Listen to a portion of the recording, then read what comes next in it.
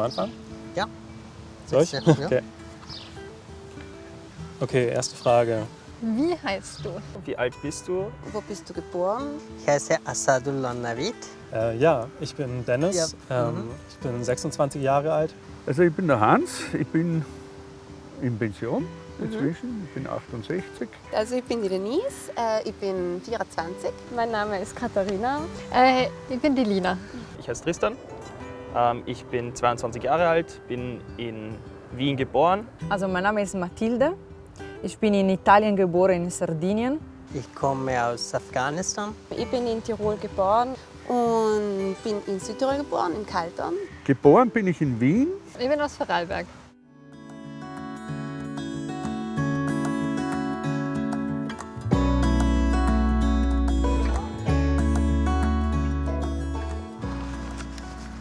Also,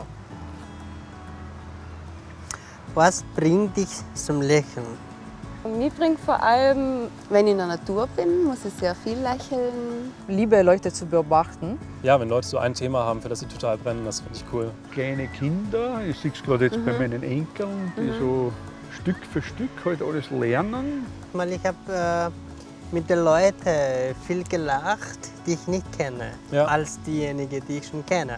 Zum Beispiel in verschiedenen Kulturen kommt man zusammen und über ein Thema lächelt oder zum Beispiel unterwegs im Zug, in der U-Bahn oder auf der Straße. Du bist dran Soll ich vielleicht? weitermachen? Ja. Jawohl. Was ist für dich wichtig und was ist wertvoll im Leben? Meine Familie wichtig und Beruf, dass man berufstätig ist. Ich komme aus einem Land, die ich viel zum Beispiel unannehmliche Situationen gespürt und Erlebnisse zum Beispiel.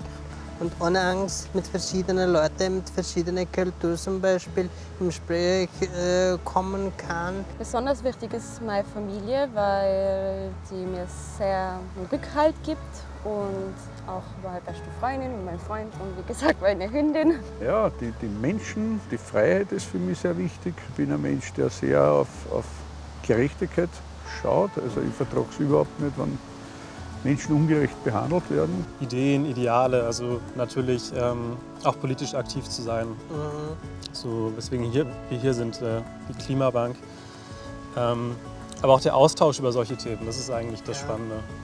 Also für mich ist vor allem wichtig, dass ein Mensch so das Leben richtig genießt, dass er einen Sinn im Leben sieht, dass er sich verwirklicht, dass er seine Träume lebt. Ich finde das einfach extrem wertvoll, wenn Menschen sich wirklich zeigen, also was sie wirklich sind und da die Potenziale von sich selber so verwirklichen oder zeigen. Aber was mich betrifft, also Materielles, würde ich sagen Essen. Also ich liebe, also heutzutage nicht so viele Leute essen Fleisch. Ich bin leider leider kann ich nicht sagen, aber ich liebe Fleisch. Ich mag immer neue Gerichte zu probieren. Ja. Das ist leider ein Problem heutzutage. Das ist natürlich für das Klima schlecht. Welche Probleme oder Herausforderungen beschäftigen dich? Schwierig. Ja. Ja, Umwelt, glaube ich, das Umweltthema ist sowieso ein großes Problem oder ist eine große Aufgabe, die wir uns stellen müssen. Und was mich extrem da halt beschäftigt in dem Bereich ist, welchen Platz ich drin habe. Ich mag mich nicht beschweren und sagen, Ja. ich habe die Probleme oder Herausforderungen. Da geht es dann meistens um, schaffe ich die Prüfung oder nicht. Also das ist Ja, eigentlich das ist nebensächlich. nichts, ja, wir sind Genau. verwöhnt. Muss man sich auch selber irgendwie vor Augen halten, dass man eine privilegierte Position irgendwie hat. Oh ja. Und auch, Besonders ich wir in meine, Europa. wenn man sich heute anschaut, was in der Ukraine passiert Ja, zum Beispiel, ja. oder auch in anderen Ländern, im Iran oder Ja, was, ja, mein Gott, dann kann man sich Schrecklich. nur glücklich schätzen. Ich glaube, dass die ganze Klimakrise ja wirklich eines der allerwichtigsten Probleme ist, die auf uns zukommen. Ich bin eigentlich auch da etwas frustriert, dass das wirklich so schleppend vorangeht. Ja. Also, dass die Politik da nicht weiterkommt und dass es so viele andere Dinge gibt, die das wirklich zurückhalten. Das ist für mich sehr eher Das stimmt. unverständlich. So. Hast du dich schon einmal mit dem Thema Klimakrise beschäftigt? Fühlst du dich ausreichend informiert? Ich habe mich nicht so viel beschäftigt, aber ich bin froh, dass ich das mit dir besprechen kann. Und ja, wirklich. Ja, sehr regelmäßig. Einerseits, weil ich in Projekten arbeite, die mit dieser Thematik zu tun haben, aber natürlich auch im Rahmen vom Studium. Ja, natürlich habe ich mich damit beschäftigt, sonst säße ich gar nicht hier. Ob ich mich ausreichend informiert fühle, nein, das kann ich nicht sagen. Ich glaube, es ist mittlerweile schwer, sich nicht mit der Klimakrise zu beschäftigen. Bitte schön. Nächste Frage. Welche Gefühle und Gedanken kommen in dir hoch, wenn du an die Klimakrise denkst? Also, bitte. Soll ich anfangen? Ja. Ja, Na, Groll, Ärger. Mich ärgert das vor allen Dingen, weil dieses Problem ist ja nicht neu in Wahrheit. Das weiß man seit Jahrzehnten, was da auf uns zukommt. Ja. Und unter dem Deckmantel der Wirtschaft, die Wirtschaft muss wachsen. Und ja, das Geld ist das Allerwichtigste Ja. und das steht leider Gottes immer noch vor der Klimakrise. Das ist sehr traurig. Was mir sehr gut gefällt eigentlich ist, dass die junge Generation da sehr massiv jetzt auf die Füße stellt. Sehe ich eine große Chance, dass sich da wirklich was verändert, aber es müsste halt schnell gehen. Wir haben nicht mehr viel Zeit. Das ist es. Ja, so diese diffusen Gefühle, glaube ich. Es ist so nicht fassbar, aber schon zumindest in meinem Alltag allgegenwärtig, in den Gesprächen und mit den Themen, mit denen ich mich beschäftige. Ärger darüber, dass jahrelang fast nichts gemacht wurde oder so gut wie nichts gemacht wurde. Ich meine, es ist ja schon sehr lange bekannt, was für eine Herausforderung wir da vor uns haben. Und ich habe so als Kind und Jugendlicher mir nicht so viele Gedanken darüber gemacht, aber dann anfänglich in der Schule habe ich dann irgendwann gemerkt, hey, eigentlich ist das voll die Herausforderung, die auf uns zukommt. Meine Generation, die Generation nach mir werden voll davon betroffen sein und irgendwie macht keiner was. Teilweise hat man dann das Gefühl von Machtlosigkeit und so. Man weiß einfach nicht, was man tun kann, weil es gibt so viel, was man tun muss und man ist selbst so klein, aber es gibt so viele große Sachen auch zu ändern. Wie schaut es mit dir aus? Also ich denke mal, es gibt ein paar Sachen, die mich stören, also mehr als anderen zum Beispiel. Vor 10 Jahren, als ich hierher in Österreich gekommen bin, ich habe bemerkt, dass in diesem Land man heizt im Winter so sehr, dass die Leute einfach, so wie du heute bekleidet bist, in der Wohnung spazieren gehen. Ja. Und das für uns Italiener, besonders im Süden, das ist verrückt, weil wir sind immer so gut bekleidet im Winter. Ja. Also wirklich mit Pullover, Kragenpullover. Ja. Und das ist für uns normal. Und hier alle wollen einfach mit T-Shirt herumgehen. Ja. Und das habe ich immer davor gedacht. Also wieso wollen sie das? Im Winter ist Winter, bitte, du solltest dich anziehen. Wenn ich an die Klimakrise denke, dann kommt halt immer dieser Weltuntergang in den Sinn, weil wir haben immer von klein auf gesagt, ja, Umweltkrise, Klimakrise, es wird immer schlimmer, man muss was dagegen tun. Und gerade gefühlt in den letzten paar Jahren hat sich dann aber irgendwie so sichtbar gemacht, dass sich der Klimawandel irgendwie viel schneller voranschreitet als gedacht, aber halt als erwartet. Ich weiß nicht, wie man sagen soll. Und da kommt so ein innerlicher Stress auf, so als hätte man keine Zeit.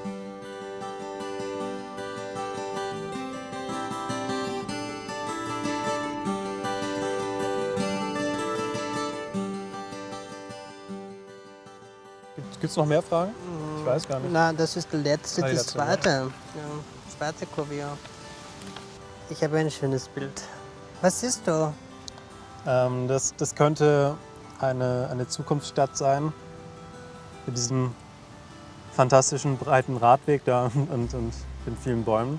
Wir sehen, dass irgendwie alle Verkehrsmittel ihren Platz haben. Also ein bisschen was für die Autos ist auch noch da geblieben, aber es ist nicht mehr eine vierspurige Straße nur für Autos. Ja, mir fällt auch im ersten Blick die Bäume, die sehr schön und grün sind.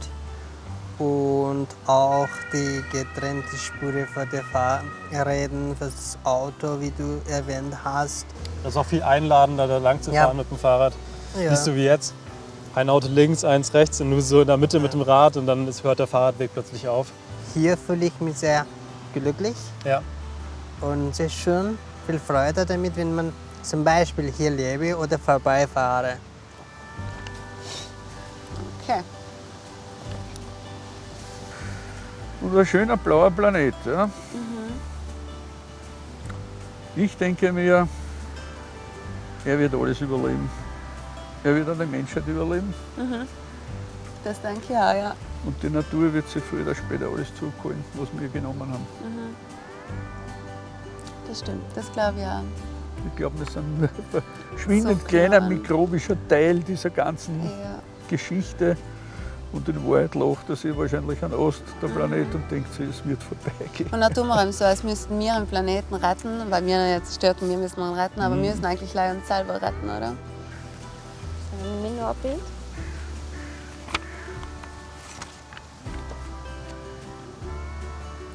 So, ich schätze, da geht es um Urban Gardening, um bewachsene Häuser. Ja. Also bin ich ein riesen Fan davon. Ja. Tatsächlich verstehe ich zum Beispiel nicht, warum man nicht alle Häuser voll wachsen lässt mit Pflanzen.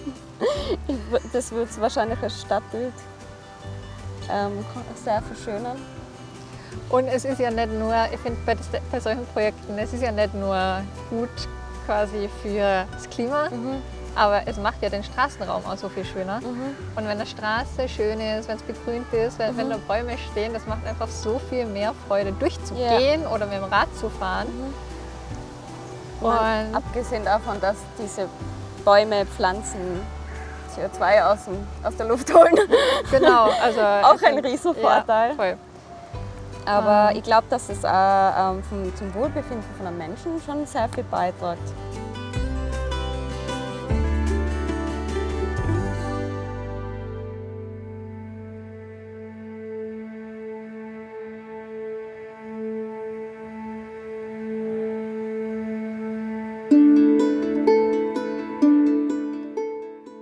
Zieh mal das nächste. Dann schon der nächste Umschlag, oder? Na gut, Der was haben wir dann Mausliste. noch? Haben wir was noch? Die Bilder waren das jetzt. Da ist aber noch ein dritter Umschlag. Was für eine Welt wünschst du dir für dich und deine vielleicht zukünftige Kinder? Das ist eine schwierige Frage für mich, weil wenn die Mama bis jetzt viel gereist ist und viel Fleisch isst, dann ich sollte zuerst selbst lernen, mich zu verbessern und dann Kinder machen, weil sonst kommt eine Generation, die dieselbe Fehler macht wie ich. Wir sollten vielleicht, bevor wir Eltern werden, auch überlegen, wollen wir, dass unsere Kinder das sind, was wir haben, oder wollen wir noch eine bessere Welt machen? Ich wünsche mir auf jeden Fall eine Welt, wo wir bewusst mit unseren Mitmenschen, aber auch mit unserer Umwelt umgehen. Also das, am besten wäre für mich natürlich eine Welt, wo wir es schaffen, irgendwie das Klima noch zu retten und auch gleichzeitig schaffen, miteinander zu leben und uns nicht gegenseitig zu bekriegen irgendwie.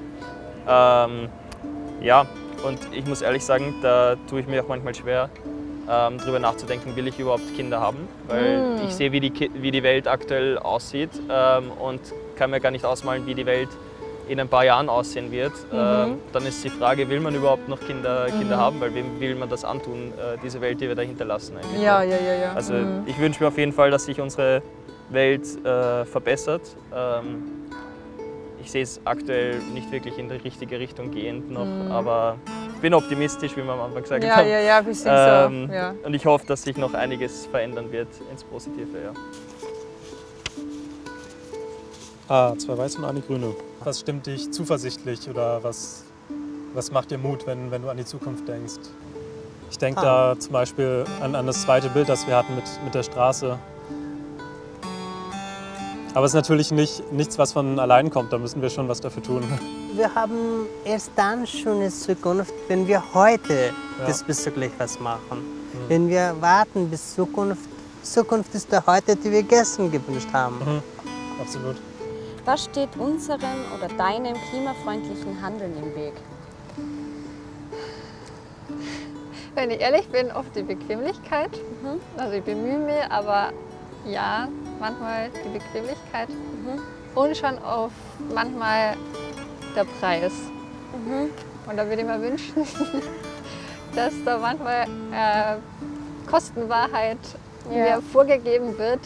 Und weil es ist schon manchmal schwer sich für etwas zu entscheiden, was einfach viel teurer ist, viel unbequemer und dann, dass man von mir erwartet, okay, meine persönliche Entscheidung sollte dann aber auf die Variante fallen, die besser fürs Klima ist. Ja, zum Beispiel, mich ärgert es sehr, wenn ich etwas kaufe und es 3, 4, 5 Mal verpackt ist. Und das ärgert mich, weil dann denke ich mir so, jetzt habe ich ein Produkt, das so oft verpackt worden ist und ich habe es nicht mal gewusst. Und ich ärgere mich so, dass ich so viel Müll gerade produziert habe, obwohl das nicht sein müssen hätte.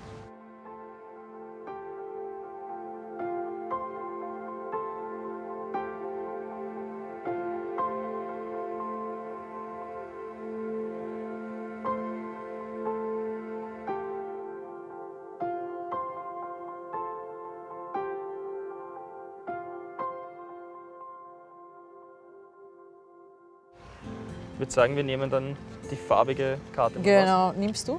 Ja. Dann holen wir die letzte Frage, oder? Wollen wir schon die grüne Karte? Gut, da ist noch eine Karte drin. Schauen.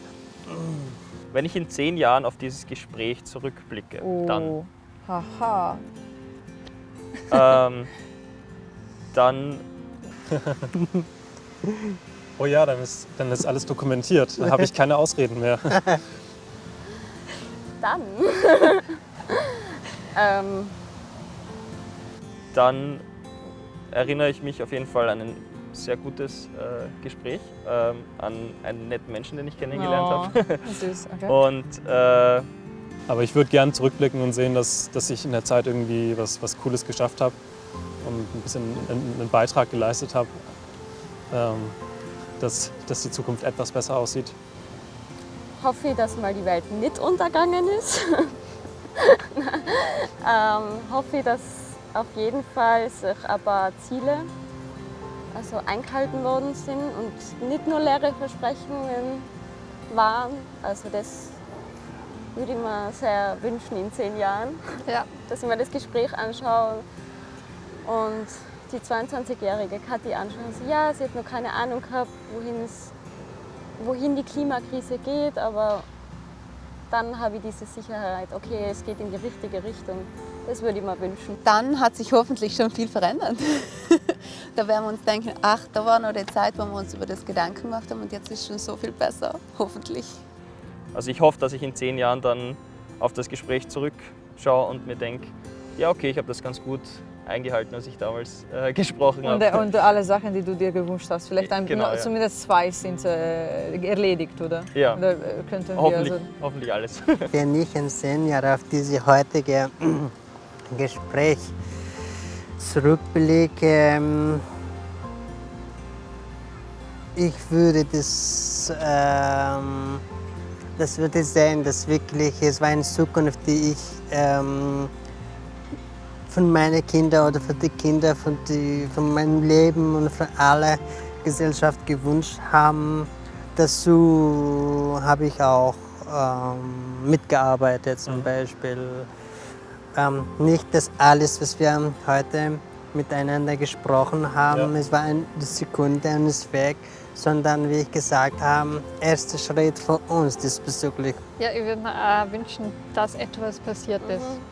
Also sowohl, dass ich dann im Endeffekt in den nächsten 10 Jahren auch sage, okay, in meinem Handeln, ich habe meinen Teil dazu beigetragen, aber ich wünsche mir auch, dass sich generell gesellschaftlich oder die politischen Entscheidungen was bewirkt haben. Ja. Aber auf jeden Fall, ich denke, das ist ein gutes Gespräch, also die 30-Jährige und die 20-Jährige, weil sie verstehen sich ganz gut irgendwie, ich weiß nicht warum, aber sie verstehen sich immer ganz gut. Und ich glaube, wir können zusammen mitarbeiten, weil also die Leute in meinem Alter sind schon oft vielleicht in der Karriere schon weiter. Und sie aber streiten immer mit den Älteren, Politiker zu werden oder Professorin zu werden oder entscheidende Leute zu werden. Und du bist als nächstes. So vielleicht, wenn wir uns verstehen, dann können wir mitarbeiten. Also nicht ich und du, sondern weißt du, die Leute, die 30 und 20 sind, dass wir so ähnlich sind, das können wir können zumindest etwas zusammen herausfinden. Diese 2 Generationen sind sehr befreundet, also sie verstehen sich ganz gut. So. Ich werde das in Erinnerung haben. Ich würde mich sehr darüber freuen, wenn wir in 10 Jahren sagen, damals waren wir vielleicht doch noch ein bisschen pessimistischer. Es hat sich doch gezeigt, dass die Leute es doch gecheckt haben, dass sie was tun müssen, jetzt und nicht morgen. Das war schön. Noch einmal gut positiv zum Glück. Ich freue mich sehr, sehr, die kennengelernt haben. Und Ja. wir hoffen, dass wir uns nochmal sehen und weiter darüber reden, was wir. Ja, gerne. Ja, dann vielen Dank. Danke für das Gespräch und einen schönen Tag. Ja, ebenfalls. Einen schönen Tag noch. Na, dir auch. Dir auch. Ciao. Ciao. Ja, War ein schönes Gespräch. ja, danke. Gut. Na gut, dann sage ich danke für das Ja, Gespräch. danke dir, war Ja. voll schön. Dann sehen wir uns vielleicht In 10 Jahren wieder auf dem ja? Bank. Okay. Perfekt. Dann Danke. Baba, servus.